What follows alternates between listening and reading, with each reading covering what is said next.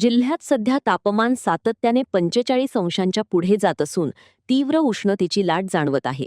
दुपारच्या वेळेत रस्त्यांवर नागरिकांची वर्दळ कमी असून उष्णतेमुळे दैनंदिन जनजीवनावर परिणाम झाला आहे. दरम्यान जिल्ह्यात एका दिवसात 4 व्यक्तींचे मृत्यू झाल्याची घटना समोर आली आहे. प्राथमिक माहितीनुसार या मृत्यूंचे कारण उष्माघात असण्याची शक्यता वर्तवली जात आहे. या घटनेनंतर परिसरात चिंता व्यक्त केली जात आहे. दिग्रस शहरात शुक्रवारी सायंकाळी आणि रात्रीच्या सुमारास वेगवेगळ्या भागात 3 व्यक्तींचे मृतदेह आढळून आले. पोलिसांनी घटनास्थळी दाखल होत मृतदेह ताब्यात घेतले असून ते ग्रामीण रुग्णालयात शवविच्छेदनासाठी पाठवण्यात आले आहेत. प्राथमिक तपासानुसार उष्णतेमुळे आरोग्यावर परिणाम झाल्याची शक्यता व्यक्त केली जात आहे. एका मृत व्यक्तीची ओळख पटली असून पुढील तपास सुरू आहे. हवामान विभागाने जिल्ह्यात उष्णतेच्या लाटेचा इशारा दिला असून तापमानात आणखी वाढ होण्याची शक्यता वर्तवली आहे.